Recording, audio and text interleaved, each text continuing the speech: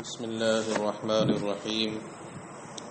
فإن قلت قد صرح المصنف بأن المجموع المركب من الإدراك والحكم يسمى بالتصديق وذلك مذهب الإمام بعينه، قلت ذلك لا يجديه نفعا لأن القسم الثاني الخارج عن التقسيم هو الإدراك المجامع للحكم لا المجموع المركب منهما. فإن كان التصديق عبارة عن القسم الثاني فالحال على ما عرفت من عدم انطباقه على شيء من المذهبين وفساده في نفسه. وإن كان عبارة عن المجموع المركب منهما كما صرح به لم يكن التصديق قسما من العلم بل مركبا من أحد قسميه مع أمر آخر مقارنا له أي عن الحكم وذلك باطل. وأيضا يصدق على تصور المحكوم عليه والحكم معا أنه مجموع مركب من إدراك وحكم فيلزم أن يكون تصديقا، وكذا يكون تصور المحكوم به مع الحكم تصديقا آخر، وهكذا تصور النسبة الحكمية مع الحكم تصديقا ثالثا، وكذا المجموع المركب من هذا التصورات الثلاث والحكم تصديقا رابعا. ويحصل من ترکیب کل اثنین منها مع الحکم ثلاثة أخرى فيرتقي عدد التصديقات إلى 7 أيضا، إلا أن أحد هذه السبعة هو مذهب الإمام بخلاف السبعة السابقة. عزیز طلباء، السلام علیکم ورحمۃ اللہ. یہ ہمارے آج کے سبق کی عبارت ہے.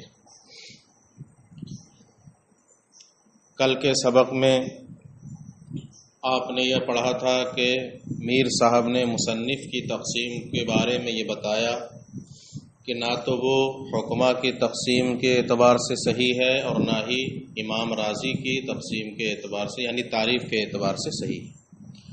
حکمہ کے نزدیک تصدیق نام ہے صرف حکم کا، اور امام رازی کے نزدیک تصدیق نام ہے تصورات اربع کے مجموعے کا، یعنی تصورات ثلاثہ اور حکم ان چاروں کے مجموعے کا نام تصدیق ہے. اور مصنف نے جو تعریف کی ہے تصور ماہو حکمن، ایسا تصور یعنی ایسا ادراک جس کے ساتھ حکم جمع ہو، وہ نہ تو حکمہ کے اعتبار سے تصدیق بن پا رہا ہے اور نہ ہی امام رازی کے اعتبار سے، یعنی مطابقت نہیں ہو رہی ہے. اس کے بعد اس کی عدم مطابقت کو بیان کیا تھا کہ اگر امام کے مذہب پر آپ یہ تصدیق ملانا چاہیں تو کتنی تصدیقیں ہو رہی تھیں؟ 7. آج کے سبق میں اس کا تعلق بھی کل کے سبق سے ہے، البتہ ایک معترض نے اعتراض کر کے پھر سے مصنف نے جو تعریف کی ہے تصور ماہو حکمن اس کو صحیح کرنے کی کوشش کی ہے، اور یہ کہنے کی کوشش کی ہے کہ جو تصدیق کی تعریف مصنف کر رہے ہیں یہی تصدیق کی تعریف امام رازی کی بھی ہے، یعنی مطابقت ہے. اس پر یہ کہتے ہیں کہ آپ کا یہ کہنا کہ مصنف کی یہ تعریف صحیح نہیں ہے، امام رازی کی تعریف کے مطابق بھی یہ صحیح نہیں، بلکہ امام رازی کی جو تصدیق کی تعریف ہے اور مصنف کی جو تصدیق کی تعریف ہے بعین ہی ایک ہے. قطبی میں آپ نے پڑھا تھا جب وہاں علم کی تقسیم کی تھی، اس کے بعد امام رازی علامہ قطب الدین رازی رحمۃ اللہ علیہ نے فرمایا تھا تصور ماہو حکمن. تصور دوسری قسم کیا تھی علم کی وہاں؟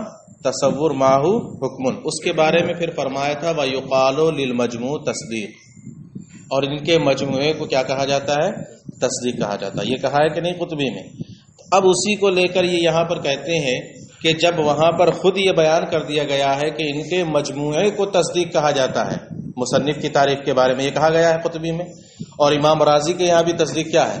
تصورات ثلاثہ اور حکم کا مجموعہ. تو جو بعینہ ہی امام رازی کی تعریف ہے وہی تعریف تو مصنف کی بھی ہو رہی ہے کہ نہیں ہو رہی ہے؟ مجموعہ یہاں بھی ہے، مجموعہ وہاں بھی ہے. یہ انہوں نے صحیح کرنے کی کوشش کی. اس کا جواب دیتے ہیں کہ غلط بات کر رہے ہیں آپ جو یہ تعریفوں کو صحیح کرنے کی کوشش کر رہے ہیں غلط ہے، اس لیے کہ مصنف نے جو تقسیم کی ہے علم کی تصور فقط اور تصور ماہو حکمن، تو دوسری قسم یعنی تصدیق جو نکل رہی ہے وہاں پر علم کی، وہ کیا نکل رہی ہے؟ ایسا تصور جس کے ساتھ حکم جمع ہو۔ کیا کہا ہے مصنف نے؟ تصور ماہو حکم، یہی نہ کہا ہے تصدیق کے بارے میں، یعنی ایسا ادراک جس کے ساتھ حکم جمع ہو۔ یہ کہا ہے نا کہ یہ کہا ہے کہ تصدیق مجموعے کا نام، یہ تو نہیں کہا ہے، بلکہ کیا نکل رہی ہے وہاں پر دوسری قسم؟ ایسا ادراک جس کے ساتھ حکم جمع ہو، یہی وہاں پر کہا گیا۔ مجموعے کو تصدیق نہیں کہا گیا، یہ تو شارع نے بعد میں تشریح کرتے ہوئے کہا کہ ان دونوں کے مجموعے کو تصدیق کہتے ہیں، لیکن اصل جو قسم نکل رہی ہے وہ کیا ہے؟ ایسا ادراک جس کے ساتھ حکم جمع ہو۔ اور یہ والی تعریف نہ تو امام کے محکمہ کے اعتبار سے صحیح ہے اور نہ ہی امام راضی کی تعریف کے اعتبار سے صحیح ہے۔ غلط ہے کہ نہیں غلط ہے؟ سمجھ میں آ گیا؟ اتنا ملا لو۔ فَإِن قُلْتَ، تو اب اگر آپ یہ اعتراض کریں، قد صرح مصنف نے اس بات کی صراحت کی ہے بأن المجموع المرکب من الادراک والحکم یسمى بالتصدیق، کہ حکم اور ادراک کے مجموعے مرکب کا نام تصدیق ہے، وذالک مذہب الامام بعینہ، اور یہی امام کا بھی مذہب ہے بعینہ۔ تو دونوں تعریفیں کیا ہو گئی؟ مطابقت ہو گئی کہ نہیں ہو گئی؟ یہ معترض کہہ رہا ہے۔ جواب میں کہتے ہیں قلتو، میں کہتا ہوں ذالک لا یجدیہ نفعا، آپ کو یہ کوئی فائدہ نہیں دے گا، یہ تعویل کرنا کوئی فائدہ نہیں دے گا۔ کیوں؟ لأن القسم الثانی الخارج، یہ خارج حاصل ہونے کے معنی میں ہے، اس لیے کہ تقسیم سے جو دوسری قسم خارج ہو رہی ہے یعنی حاصل ہو رہی ہے۔ خارج کا مطلب حاصل ہونا، حاصل کے معنی میں، اس لیے کہ تقسیم سے جو دوسری قسم حاصل ہو رہی ہے مصنف کے نزدیک وہ کیا ہے؟ هو الادراک المجامع للحکم، وہ ہے ایسا ادراک جو حکم کے ساتھ جمع ہو، یہ نکل رہی ہے۔ لل مجموع المرکب منہما، نہ کہ ان دونوں کا مجموع مرکب، یہ نہیں نکل رہا ہے۔ فَإِن كَانَتْ تَصْدِيق عِبَارَةً عَنِ الْقِسْمِ الثَّانِي، لہذا اب اگر تصدیق اسی دوسری قسم کا نام ہے، یعنی ایسا ادراک جو حکم کے ساتھ جمع ہو، اسی کا نام تصدیق ہے، فالحال علی ما عرفتا، تو پیچھے آپ پڑھ چکے ہیں کہ وہ دونوں مذہبوں میں سے کسی مذہب پر منطبق بھی نہیں ہوگی، وفسادہ فی نفسہ، اور ساتھ ساتھ وہ تعریف فاسد بھی ہے۔ کہا تھا نا کہ حقیقت میں یہ تصدیق ہی صحیح نہیں ہے۔ کیوں؟ کیونکہ تصدیق تو وہ ہوتی ہے کہ جو حجت سے حاصل ہو، اور یہاں کس کس سے حاصل ہو رہی ہے؟ قول شارع سے اور حجت دونوں سے، تصدیق ہی صحیح نہیں، یہی کہا تھا نا۔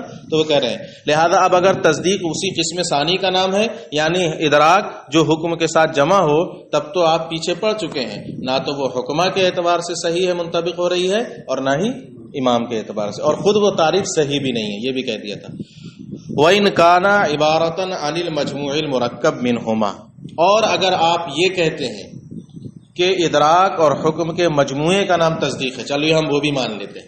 آپ یہی کہہ رہے ہیں نا بار بار کہ جس طرح ان کے نزدیک مجموعے کا نام تصدیق ہے امام راضی کے نزدیک، ایسے یہاں بھی تو مصنف نے کہا ہے وَيُقَالُ لِلْمَجْمُوعِ الْمُرَكَّبِ تصدیق، یہاں بھی حکم اور ادراک کے مجموعے کا نام تصدیق ہے، تو دونوں برابر ہو گئی نا۔ تو پہلی والی صورت تو انہوں نے ختم کر دی۔ کہتے ہیں اور اگر آپ یہی کہتے ہیں کہ تصدیق سے مراد کیا ہے؟ حکم اور ادراک کے مجموعے کا نام تصدیق ہے، تو کہتے ہیں یہ بھی صحیح نہیں، اس اعتبار سے بھی یہ تعریف امام راضی کے اعتبار سے غلط ہو جائے گی۔ کیوں؟ اس کی وضاحت کر رہے ہیں۔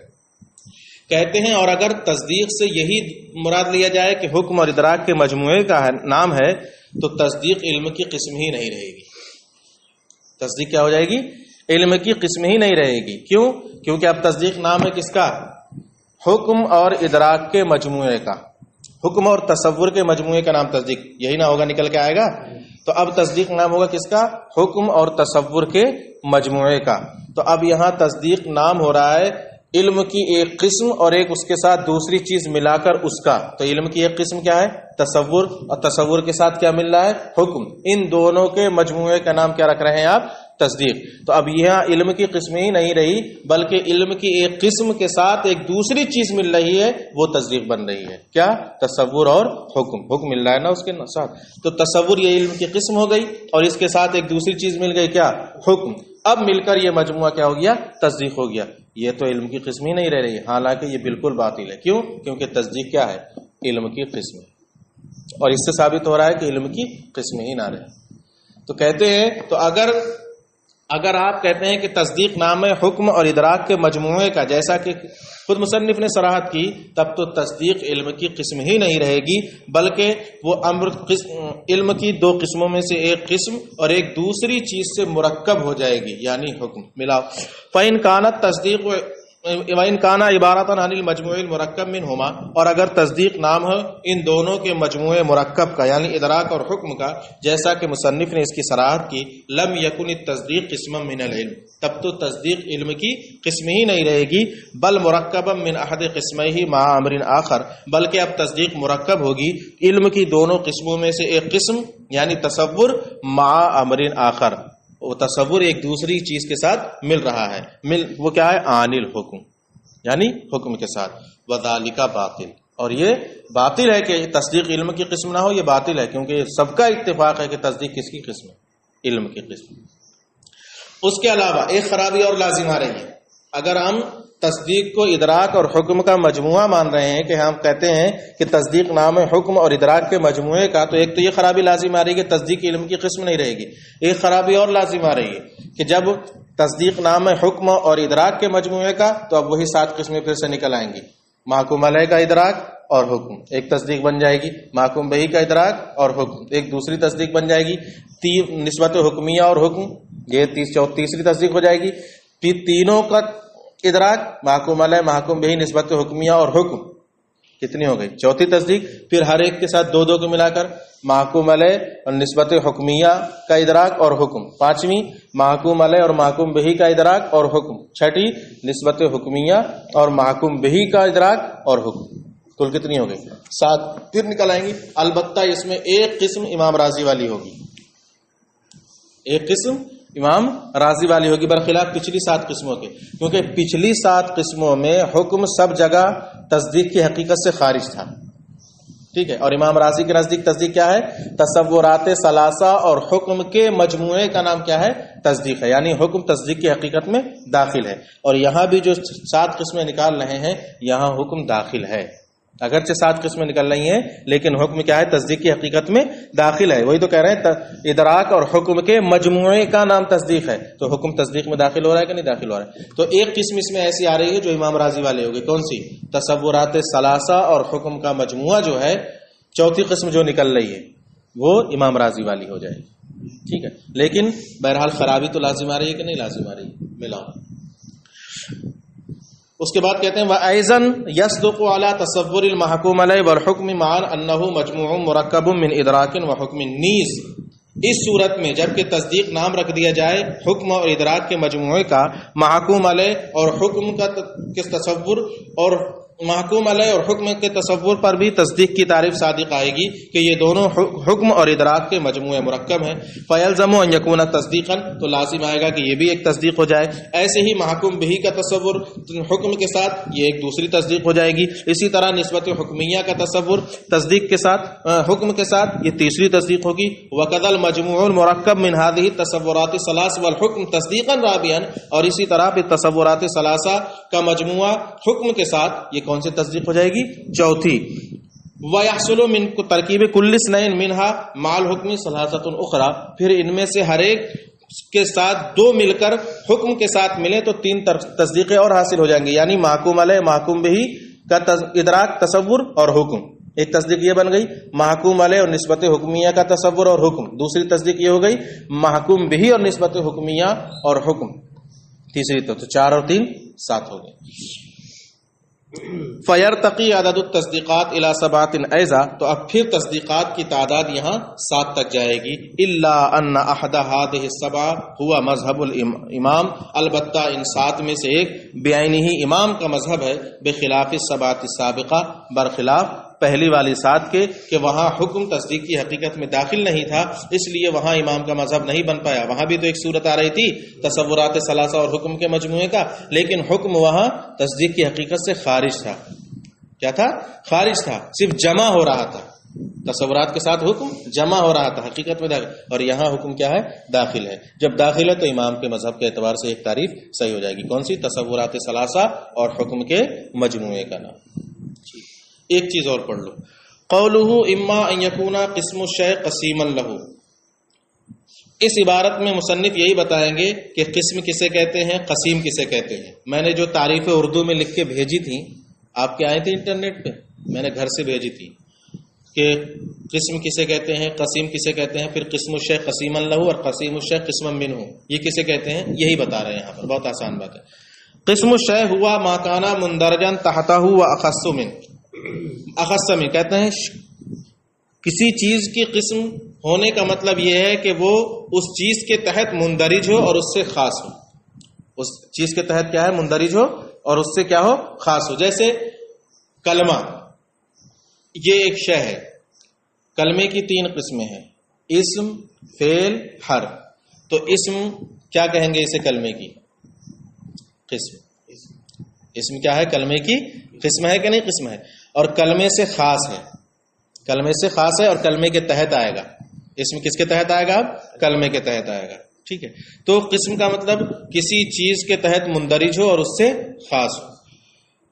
اور قسیم الشے کہتے ہیں جو دوسرے کا مقابل ہو اور وہ دونوں مل کر کسی تیسرے کے تحت ہوں. قسیم کہتے ہیں کسی چیز کے قسیم ہونے کا مطلب دونوں ایک دوسرے کے کیا ہوں؟ مقابل ہوں اور دونوں کسی تیسرے کے تحت آتے ہیں. جیسے کلمے کی 3 قسمیں ہیں، اسم، فعل، حرف. تو اسم اور فعل یہ دونوں ایک دوسرے کے مقابل ہیں کہ نہیں؟ مقابل ہیں. تو اسم فعل کا قسیم ہے اور فعل اسم کا قسیم ہے، اور یہ دونوں کس کے تحت مندرج ہو رہے ہیں؟ کلمے کے تحت مندرج ہو رہے ہیں. تو قسیم کا مطلب یہ ہے کہ ایک دوسرے کے مقابل ہوں اور وہ دونوں کسی تیسری چیز کے تحت مندرج ہو رہے ہیں. تو دونوں مندرج ہو رہے ہیں کس کے تحت؟ کلمے کے تحت.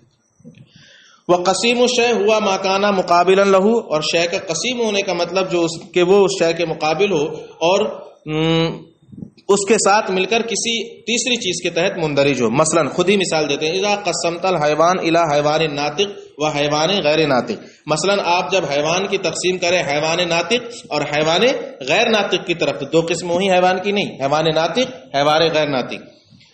تو کانا کل واحد منہما قسما من الحیوان، تو ان دونوں میں سے ہر ایک حیوان کی قسم ہے کہ نہیں؟ حیوان ناطق بھی حیوان کی قسم، حیوان غیر ناطق بھی حیوان کی قسم. وقسیما للآخر، لیکن دونوں آپس میں ایک دوسرے کی کیا ہے؟ قسیم ہے. حیوان ناطق اور حیوان غیر ناطق ایک دوسرے کی کیا ہے؟ قسیم ہے، اور مندرج ہے کس کے تحت؟ حیوان کے تحت. ومعنی کون قسم الشے قسیما لہو. اب بتاتے ہیں کہ قسم الشے قسیما لہو کسے کہتے ہیں. قسم الشے قسیما لہو کا مطلب یہ ہے کہ جو چیز کسی چیز کی قسم ہو، حقیقت میں جو چیز اس چیز کی قسم ہو اس کو اس کا قسیم بنا دیا جائے. مثلا اسم کلمے کی قسم ہے. اسم کیا ہے؟ کلمے کی قسم ہے. تو اب اسم کو کلمے کا قسیم بنانے کی کوشش کی جائے، حالانکہ حقیقت میں اس کی قسم ہے لیکن بنایا جائے کیا؟ اس کا قسیم. اسی کو کہتے ہیں قسم الشے قسیما لہو. شے کی اپنی قسم اس کا قسیم بن رہی ہے، مقابل بن رہی ہے، یہ درست نہیں. قسم الشے قسیما لہو کا مطلب ان یکون ذلک الشے قسما منہ فی الواقع، کہ حقیقت میں وہ شے اس چیز کی قسم ہو. وقد جعلت انت قسیما لہو، اور آپ اسے اس کا قسیم بنانے کی کوشش کریں. تو یہ ہے قسم الشے قسیما لہو. ومعنی کون قسیم الشے قسیم الشے قسما منہ، اور قسیم الشے قسما منہ کا مطلب کیا؟ کہ حقیقت میں جو چیز اس چیز کا قسیم ہے آپ اس کو اس کی قسم بنانے کی کوشش کریں. مثلا حیوان ناطق حیوان غیر ناطق کا قسیم ہے، ایک دوسرے کے مقابل ہیں کہ نہیں؟ مقابل ہیں. تو اب جب یہ ایک دوسرے کے مقابل ہیں تو اب آپ کوشش کریں کہ حیوان ناطق کو قسم بنا دیا جائے کس کی؟ حیوان غیر ناطق کی. یہ درست نہیں، کیونکہ قسم تو یہ کس کی ہے؟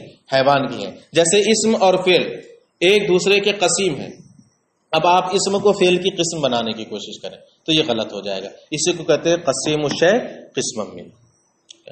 ومعنی کون قسیم الشے قسما منہ عکس ذلک، اور قسیم الشے قسما منہ کا معنی اس کا برعکس، یعنی جو حقیقت میں کسی چیز کا قسیم ہو اسے اس کی قسم بنانے کی کوشش کی جائے. بس اتنا رہنے دو. یہ آج کا سبق ہے، اس کو محفوظ کر لیں. بات سمجھ میں آ گئی ہوگی.